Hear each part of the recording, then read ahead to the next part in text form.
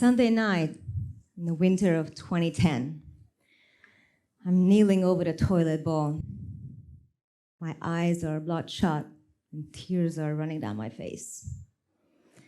I grab some tissue to wipe my face and a toilet seat for any evidence. I grab some mouthwash. I'm 28 years old, and bulimia had me in its grip for over a decade at this point. I walk back to my high-rise condo overlooking the Las Vegas skyline to see the empty packets of chips, and biscuits, and brownies, and the empty tub of ice cream I just consumed in one sitting. I feel an overwhelming sense of guilt, shame, and disappointment. My younger sister, she's beautiful and thin. She can wear anything, it looks flawless on her. I look at my 16-year-old body, chubby. I don't get the same attention as she does. So I thought, maybe if I lose some weight, I'll be worthy of love and attention too. So I try every diet and cleanse and workout, taking laxatives, even starving myself, just so I could look like her. But I couldn't stick to any of them because as soon as I would feel anxious, I would binge. It was easier to binge and then throw up 3 times a day than to feel the overwhelming sense of feeling alone, not having any friends at school, and not feeling lovable. The constant fighting against my body took up all of my energy and headspace. My mornings would begin vowing I will eat healthy that day. But by the afternoon, the emotions and the voices in my head would become so loud. You're not worthy, you're not lovable, you don't have any friends, nobody likes you. And I would just binge again. I felt trapped, alone, and I didn't know how to get out. The next 12 years of my life were dominated by this toxic cycle of dieting, sugar addiction, restricting food, and binging, and starving, and purging again. Looking back now, I see it was never about food. It was about self-rejection and my lack of ability to cope with my emotions and self-regulate. I'm walking out of my room to see my parents in the dining room, smoking and drinking in the afternoon. I can hear them slurring their words, and I can see their eyes glazing over the beer bottle. I'll stump through the kitchen. My mom would ask, "What's wrong?" "Nothing!" It's a Tuesday afternoon. They're on their 4th beer. It's not even dinner time yet, and it's happening every day. My parents were coping with life the best way they knew, numbing their problems with alcohol. And at the same time, I was feeling angry, alone, and unloved and rejected. I asked them to stop so many times, but they didn't. Clearly, I wasn't enough for them to stop drinking.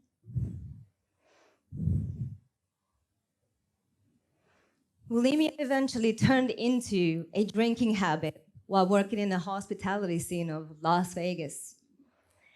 They both got out of control, and I got myself fired from my job for drinking too much. This was a catalyst for a radical life change. I boarded a plane to Australia to finally be with the man I'd been dating for 6 months. 5 weeks into a honeymoon period, he gets sick, really sick. Unknown to me, this begins a healing journey that was to heal me as much as it was to heal him. We go on this healing food diet from a nutritionist, and I immediately start feeling so much better.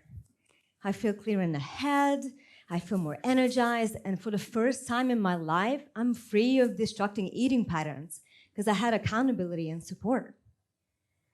I got so excited. I went to college to study nutrition therapy and personal training, and I fell in love with empowering myself and people through nutrition and working out. I thought I've cracked the code.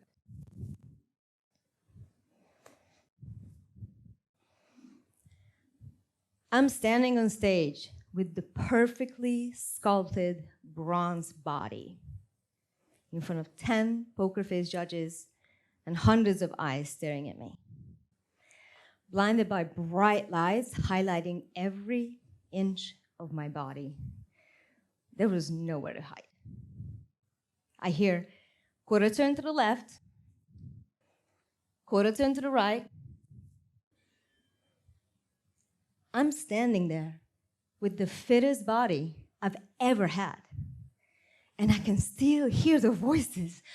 You should have trained harder. You're not fit enough to be here. Look at all the other women. They look so much better than you. I'm so confused. I thought, if I get the perfect body, I will have all the success. I will have it all. And I will finally be enough. My first strategy to achieve this was bulimia. The second, becoming a fitness competitor. All of a sudden, it was blandly obvious that I kept doing the same thing, except the second strategy looked better and it was socially acceptable. Amongst all the inner turmoil, I hear this voice. Nik, your worth is not measured by how you look on the outside, but how you feel about yourself on the inside. That day, I walked home with metal and the painful realization that deeper healing needed to be done. So I dove into self-development. I read books, I went to courses and seminars and retreats, and I hired teachers and coaches and studied modalities from NLP to hypnosis to somatic therapy, everything you know it. Of course, I hired my own therapists and coaches too. I'm in my 30s, sitting in my therapist's office, complaining about my boyfriend. He doesn't spend enough time with me. What are you feeling, Nik? I'm angry. What's under the anger? Sadness. I begin to cry. I don't push it away this time.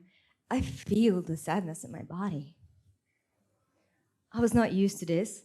My whole life, feeling my emotions, let alone expressing them, I thought was a sign of weakness.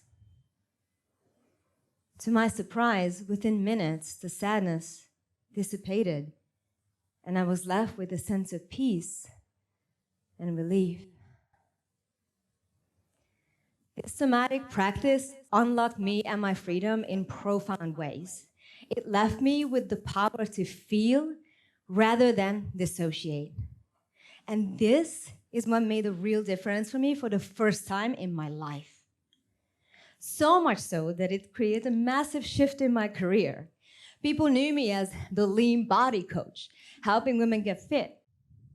Now, I help women find their inner beauty and value through unlocking their emotions. The more I unlocked my own emotions and the more I started to express them vulnerably, the more my life and my relationships radically transformed. I call my mom, and with love in my voice, I shared with her how I was feeling angry and alone as a child, that I didn't feel supported by her emotionally.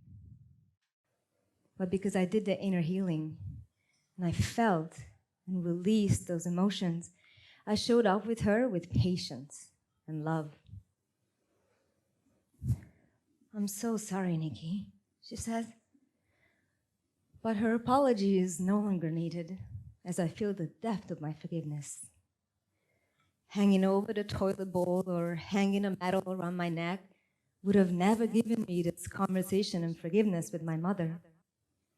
It is clear to me now that emotions are not to be controlled or suppressed. They're the gateway to my liberation.